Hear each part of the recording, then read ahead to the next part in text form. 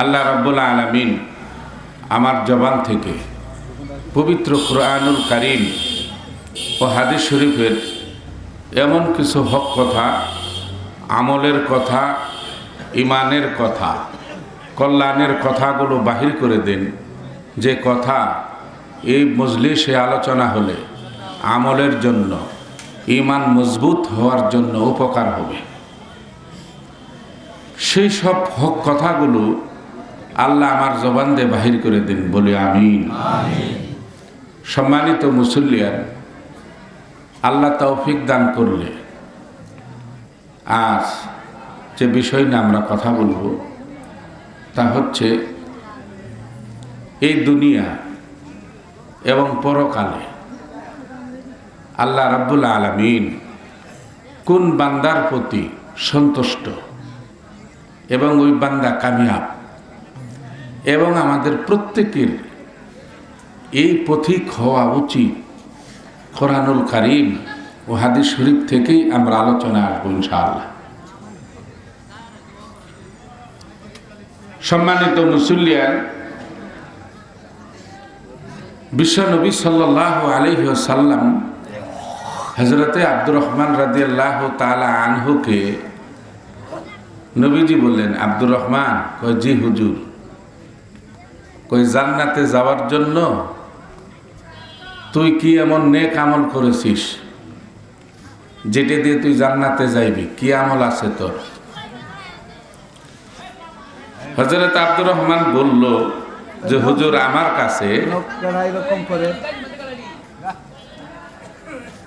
আমার কাছে বিশাল বড় একটা আমল আছে, যে আমল দিয়ে আমি জান্নাতে যেতে পারবো ইনশাআল্লাহ।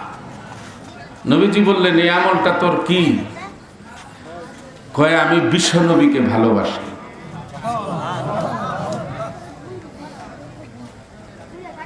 নবীজি বললেন, তারপর তোর কি আমল আছে জান্নাতে যাওয়ার? কলে, হুজুর, দ্বিতীয় আমল হলো আমি বিশ্ব নবীকে ভালোবাসি। নবীজি বললেন, তোর তৃতীয় কি আমল আছে এরপরে, যে আমল দিয়ে তুই জান্নাতি হবি?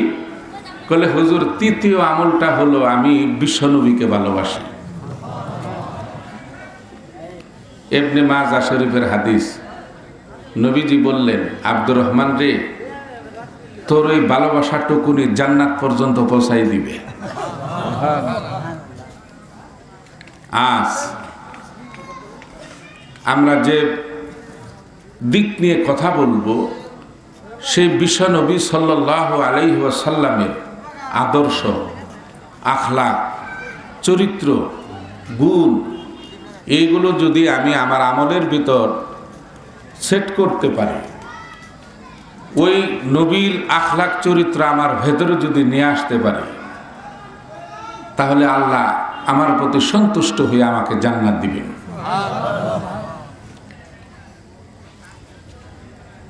রাসূল আকরাম সাল্লাল্লাহু আলাইহি ওয়াসাল্লামের ইত্তেবা, নবীজির আখলাক চরিত্র কি ছিল? কোরআনুল কারীমে 114টি সূরা, এই 114টি সূরার ভিতরে 6666টি আয়াত।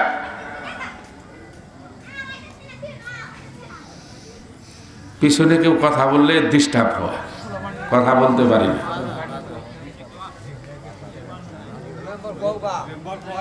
তো ভাই গিয়ে তাদেরকে এখান থেকে উঠায় দেন।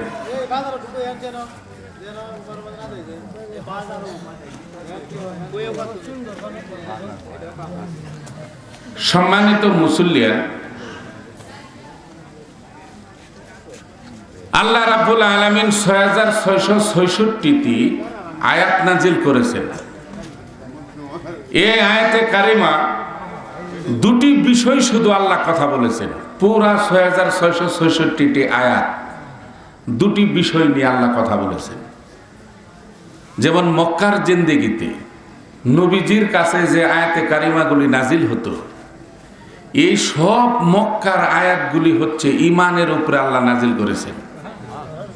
মক্কা কিন্তু আমল সম্পর্কে মক্কা কোনো আয়াত নাজিল হয় নাই। যেমন আমল কি? জানাজার নামাজ, ফরজে কিফায়া। এইটা নবীর বিবি মা খাদিজাতুল কুবরা যখন ইন্তেকাল করলো মেরাজের আগে, তখনও কিন্তু জানাজা ছাড়া তার মাটি হয়েছে। তখন জানাজার প্রথাই চালু হয় নাই। জানাজার প্রথা চালু হয়েছে গিয়ে মদিনা। 2 ঈদের নামাজ ওয়াজিব। এই ঈদের নামাজও ওয়াজিব হয়েছে গিয়ে মদিনা। হজ ফরজ হয়েছে, এটাও মদিনায়। রমজানের রোজা ফরজ হয়েছে, এটাও মদিনা। তারপর পর্দা, মহিলারা যে পর্দা করে, গত বছর আমি পর্দা নিয়ে মনে হয় কথা বলেছিলাম না? পর্দার আয়াত নাজিল হয়েছে গিয়া মদিনায়। যার জন্য মক্কার জিন্দেগিতে নবীজি কোনোদিন জিহাদের জন্য প্রস্তুতি নেন নাই, জিহাদের আয়াত নাজিল হয় নাই, নবীজি প্রস্তুতিও নেন নাই। নবীজি মদিনায় গিয়ে এই সমস্ত কিছু আমল সম্পর্কে যখন আয়াতে কারিমা নাজিল হলো, মদিনায় যে আয়াতগুলি নাজিল হয়েছে, এইগুলো আয়াত নাজিল হয়েছে আমলের উপরে। সুবহানাল্লাহ। তাহলে মক্কায় আয়াতগুলি নাজিল হলো কিসের উপরে বলেন? ঈমান। নবীজি খালি দাওয়াত দিয়ে গেছেন ঈমানের উপরে মক্কায়। এলে ঈমানের আয়াতগুলি, তাওহীদ, রিসালাত, আখিরাতের আয়াতগুলি নাজিল হয়েছে মক্কা, আর মদিনা আমলের আয়াতগুলি নাজিল হয়েছে। তাহলে ঈমান আর আমল, 30 পারা কোরআনের মূল বক্তব্য কি বলেন? এইগুলো মাহফিলে যখন আসি, আরামকে হারাম করে ঘর বাড়ি ব্যবসা বাণিজ্য ছেড়ে দিয়ে আসি, এই জন্য কোরআন হাদিসের কিছু কথা শুনে আমরা আমল করব, আল্লাহ যেন আমাদের প্রতি সন্তুষ্ট। এটাই তো, যার জন্য কথাগুলি না বুঝলে আমাকে বলবেন হুজুর এটা বুঝি নেই, তা নাহলে না বুঝলে আমল করবেন কেমনে? 30 পারা কোরআনের মূল বক্তব্য আল্লাহর কি? ঈমান আর আমল। মাশাআল্লাহ। আল্লাহ রাব্বুল আলামিন এইবার ঘোষণা করলেন, ওয়া'দাল্লাহুল্লাযীনা আমানু মিনকুম ওয়া আমিলুস সালিহাতি লা ইস্তাখলিফান্নাহুম ফিল আরদ। আল্লাহর কথা হলো ঈমান আর আমল, এই দুটি যদি তোমাদের মজবুত থাকে, ঈমান আনার পরে আমলও যদি আবার করো মজবুত ভাবে, তাহলে ওদের ডাক দেন, এরা বয়ান করুক, আমি করব না।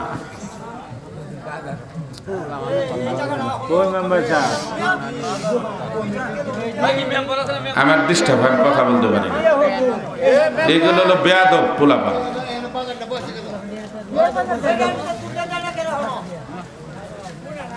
এলো আপনারা বয়ান শুনতে চাইলেন, দোকান উঠাই দেন।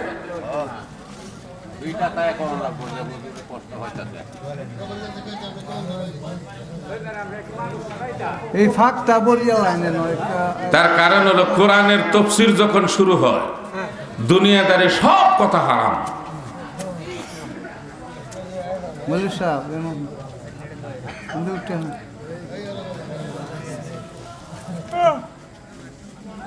আল্লাহ রাব্বুল আলামিনের ওয়াদা, ঈমান আর আমল, এই দুটি যদি তোমাদের মজবুত থাকে, ঈমানের পরে যদি তোমরা আমল করো, তাহলে আমি আল্লাহর ওয়াদা হচ্ছে লা ইস্তাখলিফান্নাহুম ফিল আরদি, এই জমিনের নেতৃত্বের চাবি আমি ঈমান আর আমলকারীর হাতে দিয়ে দিব।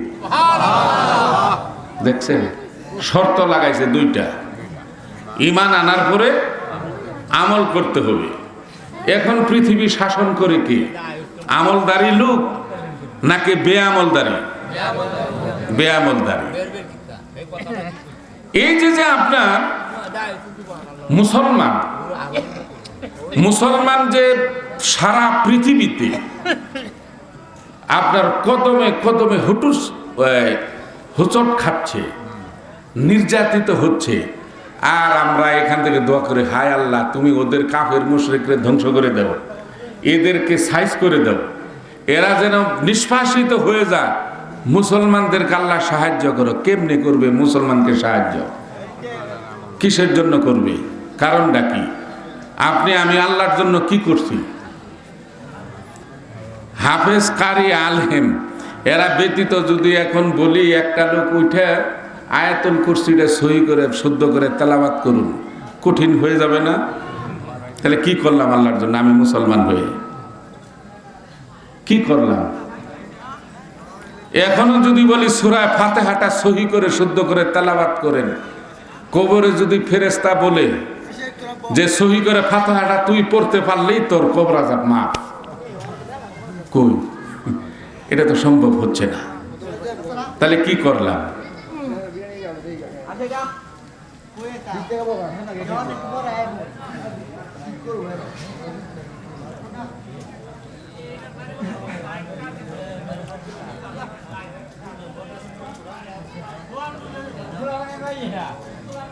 আল্লাহ রাব্বুল আলামিনের ওয়াদা যে ঈমান আর আমল এই দুটি যদি মজবুত না থাকে, আপনি ঈমান আনছেন, আল্লাহকে বিশ্বাস করেন, এখন যদি বলি আল্লাহকে কে বিশ্বাস করেন হাত তোলেন, একটা হাত ওটা বাকি থাকবে। যদি এখন বলি এশার নামাজ কে কে আদায় করেছেন জামাতে, আমি বলবো না, লজ্জা পাইবেন। তাহলে এই ঈমান কোনো কাছে লাগলো? বিশ্বাস করলাম ঠিকই, কিন্তু কাজে করবে নাই। নবীকে মহব্বত করেন, ভালোবাসেন, কে কে যদি বলি হাত ওঠান, একটা হাত ওটা বাকি থাকবে না। আবার মনে করেন সপ্তাহে 2 দিন দাড়িও শেভ করতেছি, এটা কোন ধরনের বিশ্বাস ভালোবাসা? মানে ঈমান আনছি, বিশ্বাস করি নবী আছে, কিন্তু আমলের ভিতরে নাই। আমল যদি না থাকে তাহলে আল্লাহ রাব্বুল আলামিন কিয়ামতের মাঠে তাকে জান্নাত দিবেন না জাহান্নাম দিবেন? জাহান্নাম। এটা কিন্তু আমরা বুঝেও করি না। কেন করি না? আজকে কোরআনুল কারীম থেকে এটা আমরা বুঝতে পারবো ইনশাআল্লাহ। আল্লাহ রাব্বুল আলামিন এই দুনিয়াতে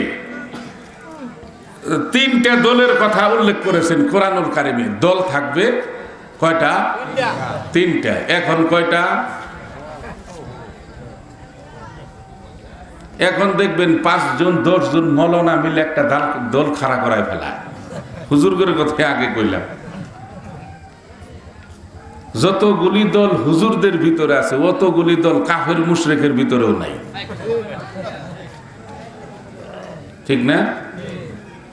তাহলে কেন? আল্লাহ বলছে দল থাকবে 3টা। এখন ফেসবুক ইউটিউব খুললেই খালি দেখবেন গালাগালি, এর বিরুদ্ধেও বলতেছে এটা জায়েজ নাই, ওটা হারাম, ওটা জায়েজ নাই, ফতোয়ার অভাব নাই, কিন্তু আমলদারির ভিতরে নাই। আল্লাহ বলছেন দল থাকবে এই দুনিয়াতে মাত্র 3টা। এই 3টা দল সম্পর্কে কোরআনের 3টা সূরা নাজিল হয়েছে। একটা দল হলো কাফের মুশরিক বেদুইন। কাফেরদের কি খেতাব, কি চরিত্র, এ সম্পর্কে কোরআনে আল্লাহ একটা সূরা নাজিল করেছেন, সূরাতুল কাফিরুন। আছে কোরআনে? মাশাআল্লাহ। আরেকটা দল হলো মুনাফিকদের। মুনাফিকের কি চরিত্র, কি বৈশিষ্ট্য, কি লক্ষণ, কি আমল, কি ব্যবহার, পূর্ণাঙ্গ এই সম্পর্কে আল্লাহ একটি সূরা নাজিল করে দিয়েছেন, সূরাতুল মুনাফিকুন। আছে কোরআনে? মাশাআল্লাহ। আবার এটা বলে দেই, ভাঙিয়ে দেই, 18,000 মাখলুকাত আল্লাহ সৃষ্টি করেছেন। মাখলুকাত বুঝেন তো? আইটেম। মনে করেন পিঁপড়া একটা মাখলুকাত, একটা মশা একটা মাখলুকাত, একটা কুকুর একটা মাখলুকাত, একটা শিয়াল একটা মাখলুকাত। এরকম আইটেমে কত হাজার আল্লাহ সৃষ্টি করেছেন? 18,000। এই 18,000 মাখলুকাতের ভিতরে সবচাইতে নিকৃষ্ট, সবচাইতে খারাপ হইল মুনাফিক। মানে কুত্তার চাইতেও খারাপ। কথাগুলি বুঝ করে হজম করবেন। এই কুত্তার চাইতে, শুয়োরের চাইতেও খারাপ হইল মুনাফিক। আর মুনাফেক কখনো কোনো বিধর্মীর ভিতরে হয় না, এটাও ক্লিয়ার যায়নি। কাফেরদের ভিতরে মুনাফেক নাই, হিন্দুদের ভিতরে মুনাফেক নাই, বৌদ্ধদের ভিতরে মুনাফেক নাই, ইহুদিদের ভিতরে মুনাফেক নাই, খ্রিস্টানদের ভিতরে মুনাফেক নাই। মুনাফেক হলো মুসলমানের ভিতরে।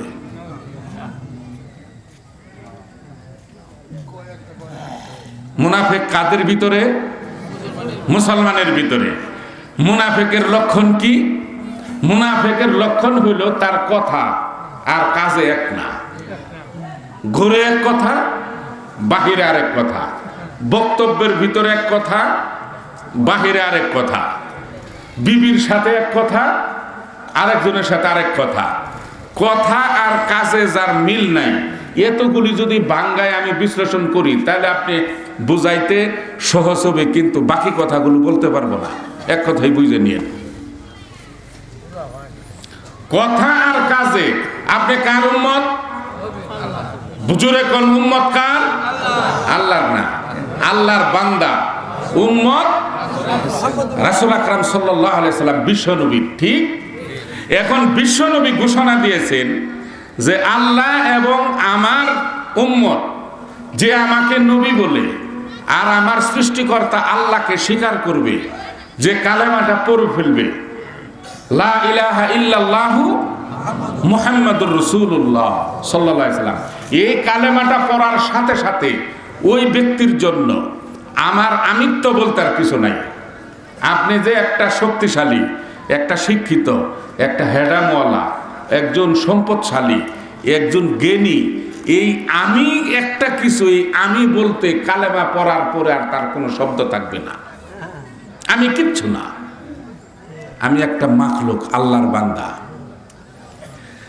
কালেমা পড়ার সাথে সাথে আল্লাহ বলে দিয়েছেন ওই ব্যক্তির জন্য, কালেমা যে জবান দিয়ে পড়বে, আমার যে উম্মত জবান দিয়ে পড়ার সাথে সাথে ওই জবান দিয়ে আর কোনো মিথ্যা বলতে পারবে না।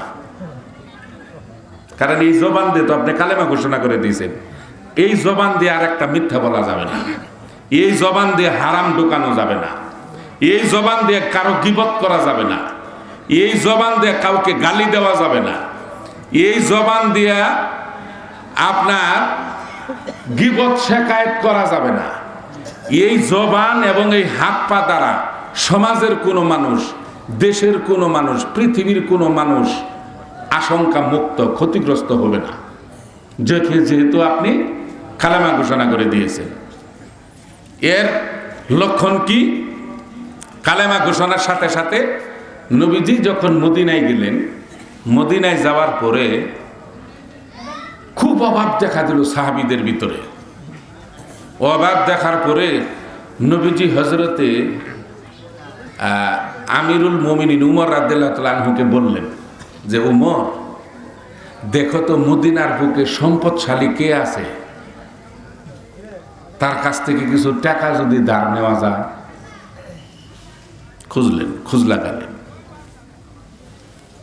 দেখতেছেন হযরতে আবু বকর সিদ্দিক কয়, হুজুর একটা লোক আছে শুনছি মদিনা, সে অনেক সম্পদশালী। বলে তার নাম কি? বলে জায়েদ। সে হলো ইহুদির লিডার, ইহুদির লিডার, তার অনেক সম্পদ। নবীজি বললেন আমাকে নিয়ে যাও জায়েদের কাছে। নবীর পালিত পুত্র জায়েদ না, কিন্তু এটা বুঝলেন, ওই ইহুদির নাম হলো জায়েদ। আল্লাহ রাসূল সাল্লাল্লাহু আলাইহি সাল্লাম জায়েদরে গিয়ে বললেন, জায়েদ, সাহাবীদের ভিতরে তো খুব অভাব, তোমার যদি টাকা হয় আমার 1 মাসের জন্য 5000 দিরহাম হাওলাত দাও। কে হাওলাত নিলেন? নবীজি।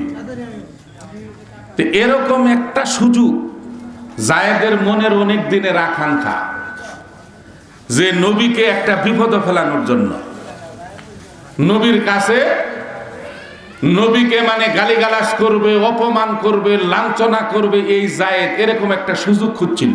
নাউজুবিল্লাহ। মনে মনে জায়েদ খুব খুশি যে টাকার জন্য আছে, এটা সুবর্ণ সুযোগ। এই বেয়াদব, কে কথা বলে?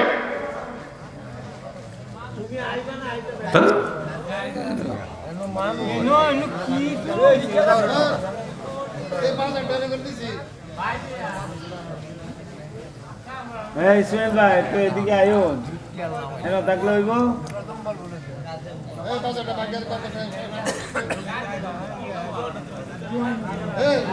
রাইট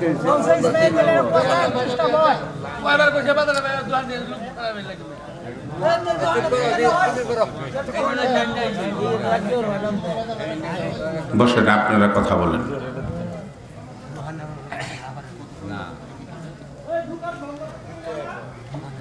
জায়েদ নবীজিকে বলল, আমি 5,000 দিরহাম হাওলাত দিতে পারি, কিন্তু দিবেন কবে?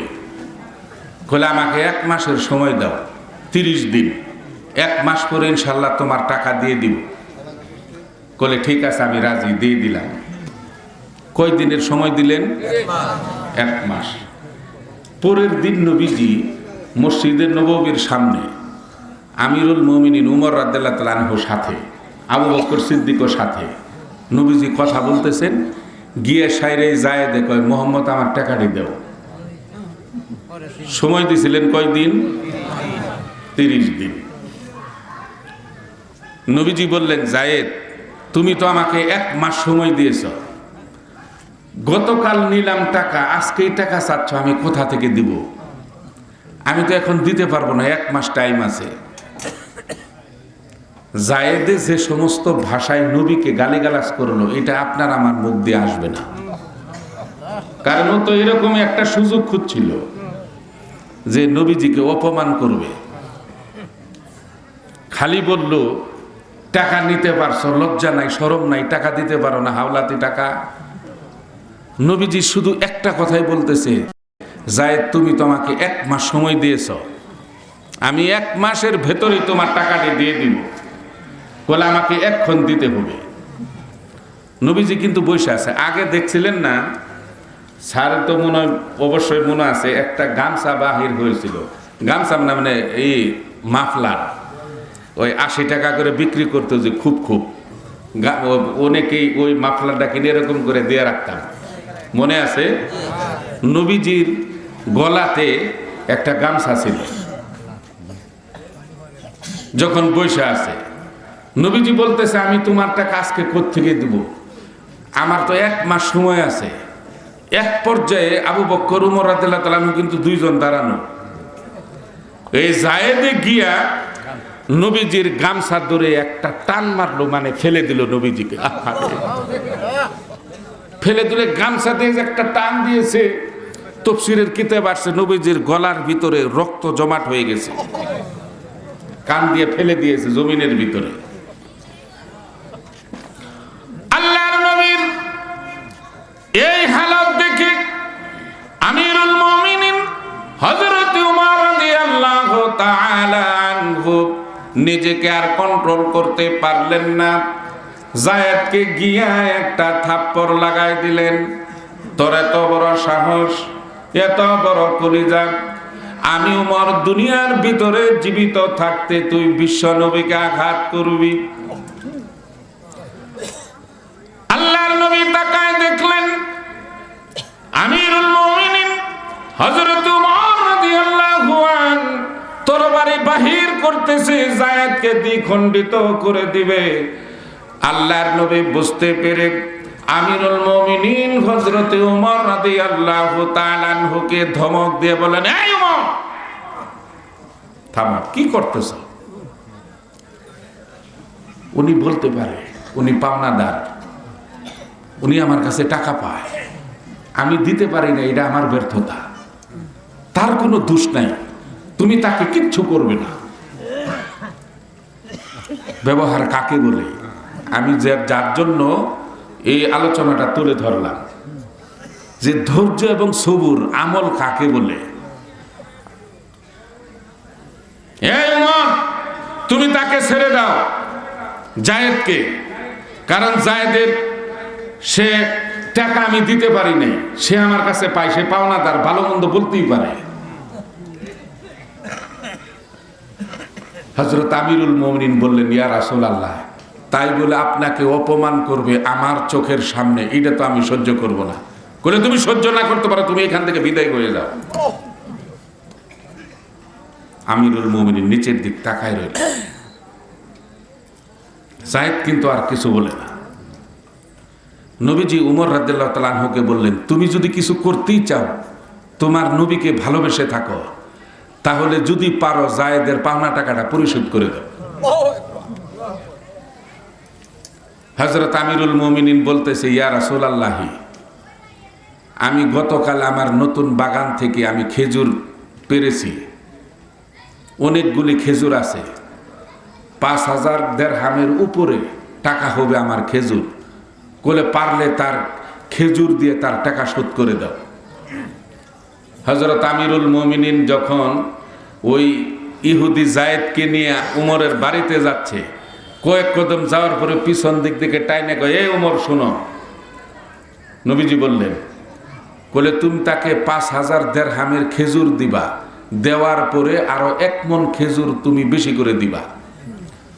উমর কইল, কেন হুজুর, এটা লাভ? কয় না, তুমি যে পাওনাদারকে অপমান করেছো, তারে কষ্ট দিয়েছো, এটা তোমার জরিমানা। দেখছে?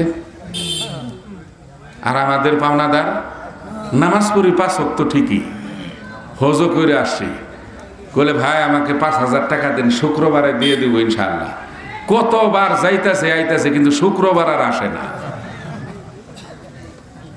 ঠিক? আর পাওনাদারে যখন দুই একটা কথা বললে, মনে করেন আপনার কি কথা বলবে, তার আগে আমারই পাওয়ার বেশি, প্রয়োজনে আমি লোক লাগাই দিব তাকে হেনাস্তা করার জন্য। নবীজি বললেন, তুমি যে তাকে অপমান করছো পাওনাদারকে, ১ মণ খেজুর বেশি করে দিবা, যাও। যায়েদ আমিরুল মুমিনিন দুজন আমিরুল মুমিনিনের ঘরে চলে গেল। চলে যাওয়ার পর আমিরুল মুমিনিন উমর রাদিয়াল্লাহু আনহু বলতেছে যায়েদকে, তোমার কোন জমাট খেজুর তোমার পছন্দ, এইখান থেকে তুমি ৫,০০০ দিরহামের খেজুর নিয়ে নাও। মেপে দিলেন উমর রাদিয়াল্লাহু আনহু। এবার উমর বলতেছে, যায়েদ রে, ১ মণ খেজুর আমার নবী তোমাকে বাড়তি দিতে বলেছে। বলে কেন, আমার তো লাভের দরকার নাই। বলে লাভ না, আমি যে তোমাকে অপমান করছি, তুমি পাওনাদার, কষ্ট দিছি, এই জন্য আমার নবী বলেছে ১ মণ খেজুর বেশি দেওয়ার জন্য। এবার যায়েদ কয়, উমর তুমি আমাকে কি তুমি চিনো? আমি কে? যায়েদ বলতেছে, আমি কে, তুমি আমাকে চিনো? বলে আমার চিনের তো দরকার নাই, আমার নবী তোমাকে চিনে নাই, আমারও চিনের দরকার নাই। নবীর এতে বা কাকে বলে? আপনি একটা মিথ্যা বলবেন, যদি মিথ্যা বলেন তাহলে আপনার এই সাক্ষী দেওয়া হলো যে আমার নবীও তাহলে মিথ্যা বলতো। তা না, আপনি বলেন কেন? আপনি বলেন কেন? কেমনে মুখটা দিয়ে মিথ্যা আসে, ২ নাম্বারই আসে, গালি আসে, গীবত আসে। আল্লাহর ভয়, কিয়ামতের ভয় কারো যদি থাকে, তাহলে ওই ব্যক্তি কখনোই মুখ দিয়ে মিথ্যা বলবে না, আর হারামও রোকাবে না, গীবতও করবে না। এইবার যায়েদ ডেকে বলে, ওমর আমি কি আমার পরিচয় দিব তোমাকে? আমিরুল মুমিনিন যায়েদকে ডেকে বলে, রে যায়েদ, আল্লাহর নবী যদি তোর পরিচয় জানতে চাইতো আমিও জানতে চাইতাম। আল্লাহর নবী তোর পরিচয় জানতে চাই নাই, আমারও জানার দরকার নাই। এইবার তৃতীয়বার যায়েদ ডেকে বলে, উমর আমি কি আমার পরিচয়টা নিজের থেকেই তুলে ধরব? আমিরুল মুমিনিন এইবার যায়েদকে ডেকে বলে, যায়েদ রে, তুই নিজ থেকে যখন বলতে চেয়েছিস, তোর পরিচয় কি তুই তুলে ধর। এবার যায়েদ কয়, আমিরুল মুমিনিন শোনো, তোমরা যখন মক্কা নগরীতে ছিলা, তোমরা কি শুনো নাই ইহুদিদের ভিতরে সবচাইতে বড় আলেম, তাওরাত জাবুর ইঞ্জিনের পণ্ডিত, ইহুদিদের ভিতর সবচাইতে বড় আলেমের নাম কি? তোমরা কি শুনো নাই মক্কা নগরী বা মদিনায় আসা? আমিরুল মুমিনিন এইবার যায়েদকে ডেকে বলে, হ্যাঁ আমাদের নবীর জবান থেকে শুনেছি ইহুদিদের ভেতরে সবচাইতে বড় আলেম পুরা আরব জাহানে, ওই ব্যক্তির নাম হলো যায়েদ। এইবার যায়েদ ডেকে বলে, ওমর, আমি যায়েদ আর কেউ না, যা তোমরা কিতাবে শুনেছ, তোমাদের নবীর কাছ থেকে শুনেছ, আমি সেই যায়েদ, ইহুদিদের ভিতরে সবচাইতে বড় আলেম। এবার আমিরুল মুমিনিন চোখের পানি ধরে রাখতে পারলেন না। আমিরুল মুমিনিন কয়, যায়েদ রে, তুই একটা আলেম হয়ে কেমন করে পারলি বিশ্ব নবীকে কাঁদাতে, নবীকে কষ্ট দিতে তুই কেমন করে দিলি? তুই তো একজন আলেম, সাধারণ মানুষ না। এবার যায়েদ ডেকে বলে, আমিরুল মুমিনিন, এই জন্যে আমি কষ্ট দিয়েছি, বিশ্ব নবীকে আমি ইচ্ছা করে কষ্ট দিয়েছি। তার কারণ হলো তাওরাত, জাবুর এবং ইঞ্জিলের ভিতরে রেফারেন্স এসেছে, যিনি বিশ্ব নবী হবেন তার ধৈর্য এবং সবুর থাকবে পাহাড় সমমান। তাকে যত অপমান করা হবে, যত কষ্ট দেওয়া হবে, প্রতিশোধ নিবে না। তিনি প্রতিশোধের বিশ্বাসী না। তার ধৈর্য এবং সবুর থাকবে পাহাড় পর্বত সম পরিমাণ, এবং তার সাহাবীদের ধৈর্য এবং সবুর নবীর মতোই থাকবে। এইটা আমি পরীক্ষা করার জন্য অনেক দিন যাবত অপেক্ষা করতেছি। আর যখন সুযোগ পেয়েছি বিশ্ব নবীকে পরীক্ষা করার জন্য, আমার পরীক্ষা আমি সাকসেস হয়েছি। আমিরুল মুমিনিন, এই যে তোমার খেজুর তুমি নিয়ে নাও, আমার টাকারও দরকার নাই, খেজুরও দরকার নাই, বেশি খেজুরও দরকার নাই, আগে তুমি আমাকে নিয়ে চলো বিশ্ব নবীর দরবারে। দরকার নেই, এটা আমি নবীকে পরীক্ষা করলাম। নিঃসন্দেহে তিনি আখেরি নবী, বিশ্ব নবী মুহাম্মদুর রাসূলুল্লাহ সাল্লাল্লাহু আলাইহি সাল্লাম, এতে কোনো সন্দেহ নাই। উমর খুশি হয়ে এই যায়েদকে নিয়ে নবীর দরবারে গিয়ে সব ঘটনা খুলে বললেন, আর যায়েদ তাৎক্ষণিক কালেমা ঘোষণা করে দিলেন। সুবহানাল্লাহ। এই ধৈর্য এবং সবুরের জন্য, যার জন্য আমি যেটা বলতেছি, 30 পারা কুরআনুল কারীম, এই কুরআনুল কারীমের ভিতরে দ্বিতীয় জাহাজের দল, দ্বিতীয় দলের নাম কি বলেছিলাম? বলেন, আরো জোরে বলেন, মুনাফিক। দ্বিতীয় দল, এই মুনাফিক কোন বিধর্মীদের ভিতরে হয় না, ঠিক? মুনাফিক হয় কাদের ভিতরে? মুসলমানের ভিতরে। আচ্ছা, মনে রাখেন। কিন্তু এই মুনাফিক এত নিকৃষ্ট কেন? তাফসীরে কাবীরে আল্লামা ইমাম ফখরুদ্দিন রাজি রহমতুল্লাহ আলাইহি লেখেন, সূরাতুন নিসা, সূরা নিসায়ে তাফসীরে আসে, জাহান্নাম হলো কয়টা? বলেন কয়টা জাহান্নাম? 7টা জাহান্নাম। জাহান্নাম একটা ঈশ্বরগঞ্জ, আর একটা কান্দুলিয়া, আর একটা কিশোরগঞ্জ, আর একটা মনে করেন গাজীপুর, এরকম না। জাহান্নাম হলো 7 তলা বিশিষ্ট, 1 তলার উপরে 2 তলা, 3 তলা, 4 তলা, 5 তলা, 6 তলা, 7 তলা, এরকম। আর এই জাহান্নামটা কোথায় অবস্থিত এটা জানেন না। আমেরিকার বিজ্ঞানী, নাসা কোম্পানি এবং ব্রিটেনের বিজ্ঞানী, দুনো বিজ্ঞানী একত্রিত হয়ে তারা প্রশান্ত মহাসাগরে একটা গর্ত, কূপ দেখতে পেল প্রশান্ত মহাসাগরে। এই কূপের ভিতরে 16 জন বিজ্ঞানী যন্ত্রপাতি নিয়ে ঢুকলো, যে গর্তের ভিতরে কি আছে, অক্সিজেন টক্সিজেন যন্ত্রপাতি সব নিয়ে ঢুকেছে।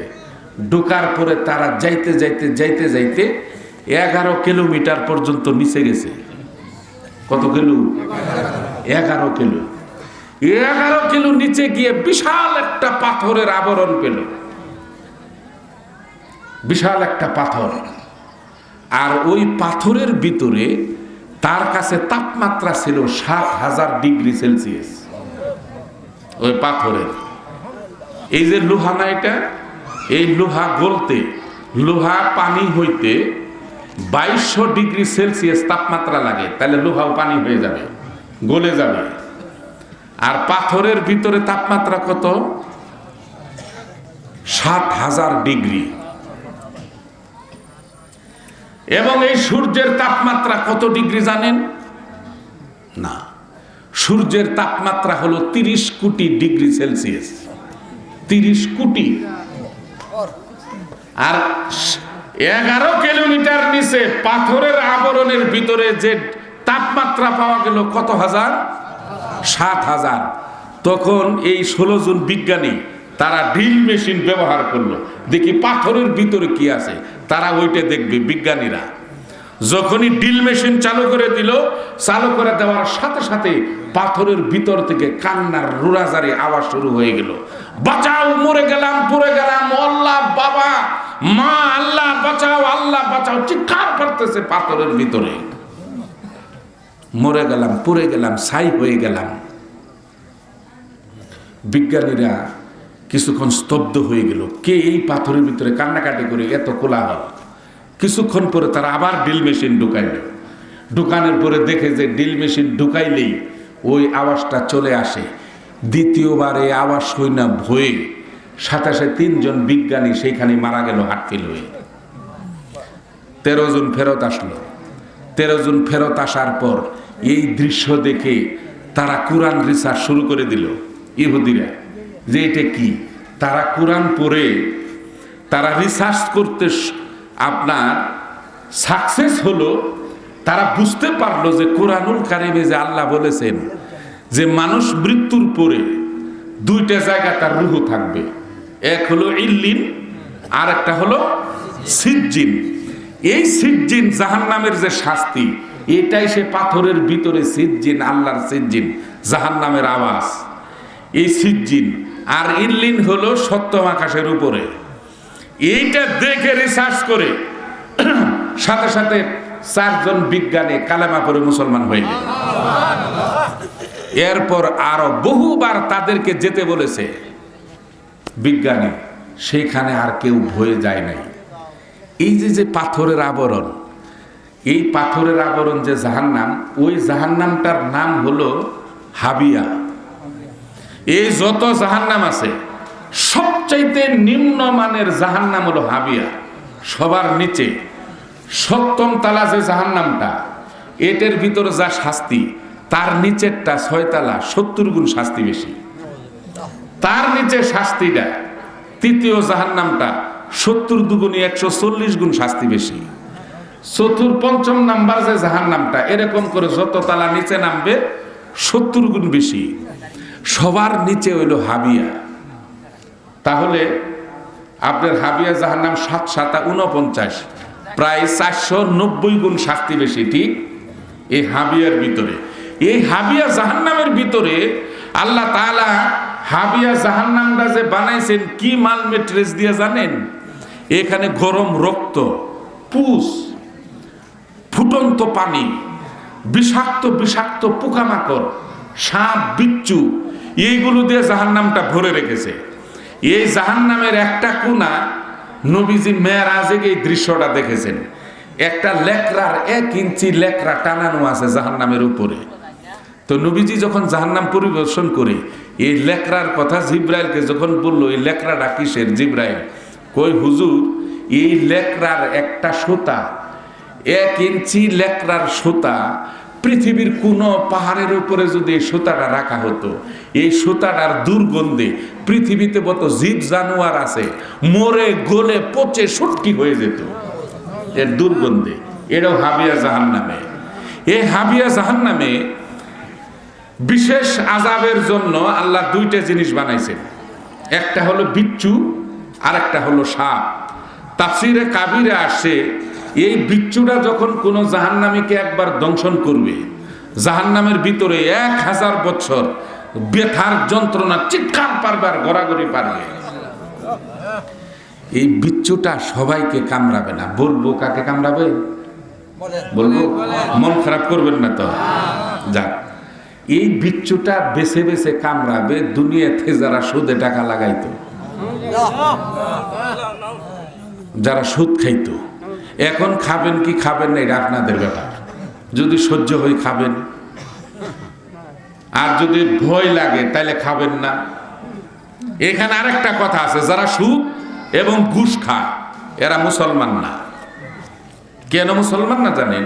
সূরা বাকারা আল্লাহ বলে দিয়েছেন, ফাইল্লাম তাফআলু ফাজানু, যদি তোমরা সুদ এবং ঘুষ এই দুইটা ছেড়ে না দাও, এটা থেকে ফারেক না হও, তাহলে জেনে রেখো বিহারবিন মিনাল্লাহি ওয়া রাসূলি, তাইলে তুমি আল্লাহ এবং আল্লাহর রসুলের সাথে যুদ্ধ ঘোষণা করলা।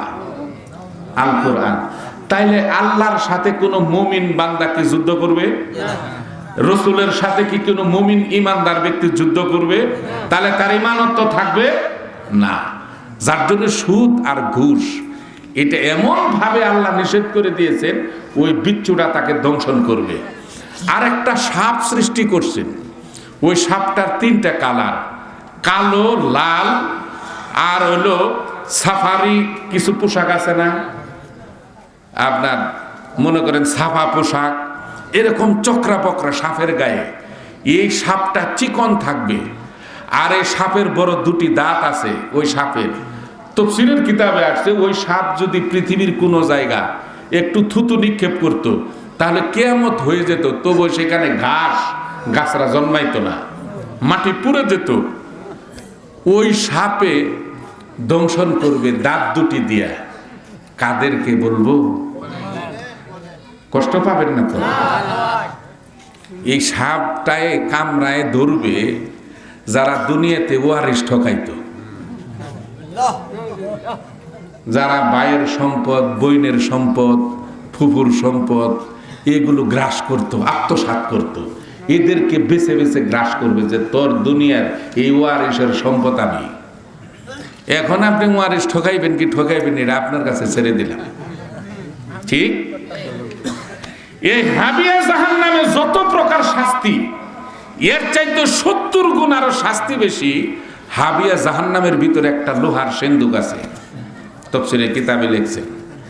এই লোহার সিন্দুকে যে যত শাস্তি আল্লাহ, এই শাস্তি আর কোথাও নাই। এই লোহার সিন্দুকের ভিতর কাদেরকে ঢুকাবে আল্লাহ জানেন? কোরআনুল কারীমের আয়াতের তাফসীর, ইন্নাল মুনাফিকিনা ফিদ্দারকিল আসফালি মিনান নার। ওই সিন্দুকের দরজার ভিতরে এই আয়াতটা লেখা। যারা মুনাফিক, দুনিয়াতে যার কথার কাজে মিল ছিল না, এই মুনাফিকদেরকে বাছাই করে সিন্দুকে ঢুকাবে। এখন আপনি বুঝ করেন, একটা জমি বিক্রি করছেন 10 লাখ টাকা দিয়ে, পাশের জমি আলা এসে বললো, ভাই জমিটা বিক্রি করে দিলা, জমিটা আমার হইলে আমার প্লটটা মিল হইতো। কইলে আগে বলবা না, বিক্রি করে আমি 2 লাখ বাইনা উনিছি, এখন কি করা? কইলে ভাই রেস্টোরি তো আর করে দাও নাই। কইলে না। কইলে 10 লাখ বেচছ না? কইলে হ্যাঁ। কইলে তোমারে আমি আরো 2 লাখ বাড়াই দিম, 12 লাখ জমিটা আমারে দাও। কইলে বাইনা যে নিছি। কইলে একটা কাজ করবা, গিয়ে সকালবেলা বাইনার টেহাটা ফেরত দিয়ে বলবা যে পোলারা তো না করে এখন বেচবো না, পরে বেচলানের জানামুনি। কইলে 2 লাখ টাকা বেশি।